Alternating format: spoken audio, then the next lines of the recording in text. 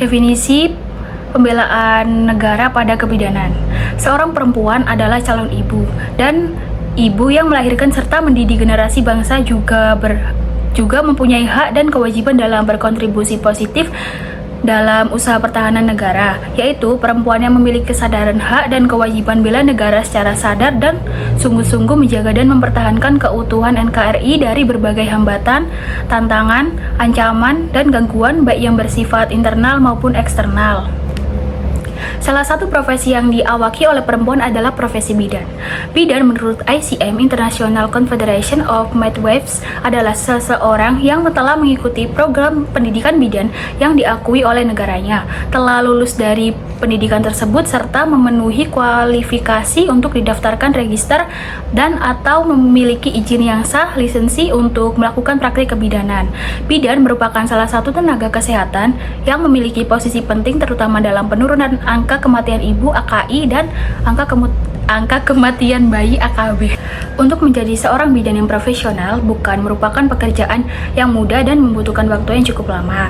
Dimulai dari menempuh pendidikan kebidanan dan profesi kebidanan. Yang paling penting adalah penyiapan diri menjalani hidup mulia sebagai bidan, antara lain menyiapkan diri dan mempelajari sebagai seorang bidan, bertekad untuk menjadi seorang bidan, dapatkan pekerjaan sebagai seorang bidan dan lengkapi kompetensi sebagai bidan. Yang selanjutnya yaitu dasar hukum. Sesuai dengan Undang-Undang Dasar Republik Indonesia tahun 1945, pasal 30 ayat 1 yang berbunyi, tiap-tiap warga negara berhak dan wajib ikut serta dalam usaha pertahanan dan keamanan negara. Diperkuat juga pada pasal 68 Undang-Undang Nomor 39 tahun 1999 tentang hak asasi manusia agar segenap warga negara dengan beragam kelebihan dan kekurangannya tetap dapat ikut serta dalam upaya pembelaan negara sesuai dengan ketentuan peraturan perundang-undangan. Berkontribusi dalam usaha bela negara merupakan hak dan kewajiban setiap warga negara, baik lelaki maupun perempuan. Bidan pada masa sekarang ini dituntut untuk profesional dalam ilmu kebidanan dan menguasai ilmu pengetahuan teknologi kekinian seperti internet atau cyber, guna mendukung keprofesionalannya serta mampu mengaplikasikan bela negara dalam dunia kebidanannya. Dihadapkan dengan aksi bela negara, menurut Inpres nomor 7 tahun 2018 juga merupakan penegasan kebijakan bahwa bela negara bisa dilakukan melalui pengabdian profesi di berbagai bidang kehidupan masing-masing. Berdasarkan Kemenkes nomor 369 Menkes SK 3 2007 tentang standar profesi bidan, bahwa bidan memberikan pelayanan kebidanan yang berkesinambungan dan paripurna, berfokus pada aspek pencegahan, promosi, dan dengan berlandaskan kemitraan dan pemberdayaan masyarakat bersama-sama dengan tenaga kesehatan lainnya untuk senantiasa siap melayani siapa saja yang membutuhkannya, kapan dan dimanapun dia berada. Yang ketiga yaitu unsur dan tujuan. Unsur yang pertama yaitu cinta tanah air. Cinta tanah air dapat diartikan sebagai rasa kebanggaan, rasa memiliki, rasa menghormati, dan loyalitas yang dimiliki setiap individu pada negara di mana dia tinggal. Hal tersebut tercermin pada perilaku membela, menjaga, dan melindungi tanah airnya, rela berkorban demi kepentingan bangsa dan negaranya, mencintai adat dan budaya yang ada di negaranya, serta melestarikan alam dan lingkungannya. Wujud cinta tanah air dalam kesehatan seperti sadar akan protokol kesehatan, mempunyai keinginan untuk vaksin. Lalu yang kedua ada kesadaran berbangsa dan bernegara, yaitu sebagai seorang tenaga kesehatan sadar akan bangsa dan negara. Itu sangat penting, seperti di mana tenaga kesehatan dalam melakukan pelayanan kesehatan diharuskan mengunjungi asas etik, disiplin, dan profesionalisme. Asas etik atau kode etik profesi ini berperan sebagai sistem norma, nilai, dan aturan profesional secara tertulis yang dengan tegas menyatakan apa yang benar atau baik dan apa yang tidak benar atau tidak baik. Bagi seorang profesional, dengan kata lain, kode etik profesi dibuat agar seorang profesional bertindak sesuai dengan aturan dan menghindari tindakan yang tidak sesuai dengan kode etik profesi. Dengan asas etik itulah yang akan membangun hubungan baik dengan semua pihak selama melakukan pelayanan. Hal baik tersebut dapat mempermudah dan mencapai tujuan bersama, yaitu kesembuhan dan kepuasan pasien. 3. Yakin akan Pancasila sebagai ideologi negara. Pancasila sebagai ideologi dasar negara Indonesia memiliki referensi yang kuat dalam konteks kesehatan, karena melibatkan kesejahteraan, persatuan, dan keadilan sosial. Salah satu prinsip utama dalam Pancasila adalah kemanusiaan yang adil dan beradab. Dalam dunia kesehatan, prinsip ini dapat diinterpretasikan sebagai pelayanan kesehatan yang adil dan merata untuk semua warga negara Indonesia tanpa memandang latar belakang sosial, ekonomi, atau agama. Hal ini menuntut sistem kesehatan yang eksklusif dan memperhatikan kebutuhan kesehatan dari semua lapis masyarakat termasuk yang kurang mampu. Selanjutnya, nilai-nilai Pancasila juga mencakup kerakyatan yang dipimpin oleh hikmat kebijaksanaan dalam permusyawaratan perwakilan. Dalam konteks kesehatan, ini berarti melibatkan partisipasi masyarakat dalam proses pengambilan keputusan terkait kebijakan kesehatan. Partisipasi ini dapat dilakukan melalui mekanisme konsultasi publik, dialog terbuka, dan perorganisasian komunitas untuk mengatasi isu-isu kesehatan yang mereka hadapi. Terakhir, prinsip ketuhanan yang Maha Esa menggarisbawahi pentingnya menghormati kepercayaan dan keyakinan spiritual dalam pelayanan kesehatan. Nilai-nilai agama dan etika menjadi landasan untuk memberikan perawatan yang holistik dan menyeluruh kepada pasien. Penghormatan terhadap pluralitas agama dan kepercayaan memainkan penting dalam menjaga hubungan yang baik antara menyediakan pelayanan kesehatan dan pasien. Oleh karena itu, nilai-nilai Pancasila penting dalam semua sektor kehidupan, termasuk dalam dunia kesehatan. Menghormati kemanusiaan, memperkuat persatuan, melibatkan partisipasi masyarakat, dan menghargai kepercayaan spiritual adalah prinsip-prinsip yang harus mendomani dalam memberikan pelayanan kesehatan yang berkualitas dan adil, dan melalui interpretasi nilai-nilai Pancasila, dunia kesehatan dapat berkontribusi untuk menciptakan masyarakat yang lebih sehat, adil, dan harmonis. 4. Rela berkorban untuk bangsa dan negara. DPAN RI Buku Strategi Pertahanan Negara 2007.252-53 bahwa karakteristik strategi pertahanan berlapis diwujudkan melalui keterpaduan pendayagunaan lapis pertahanan militer dan lapis pertahanan nirmiliter yang saling menyokong dalam menghadapi setiap bentuk ancaman.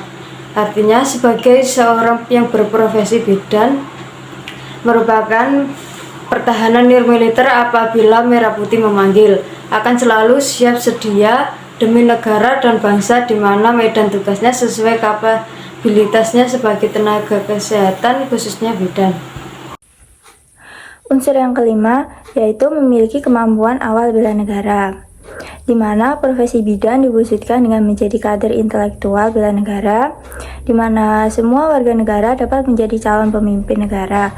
Dengan kata lain, semua perempuan yang telah dilatih dan dididik untuk mendapatkan pengetahuan atau knowledge tentang isu pertahanan dan bela negara, kajian strategis, kebijakan negara, ini akan diwujudkan dalam sikap atau attitude berupa disiplin diri, loyalitas, dan memiliki keterampilan atau skill khusus berupa manajemen dan leadership berwawasan kebangsaan Indonesia.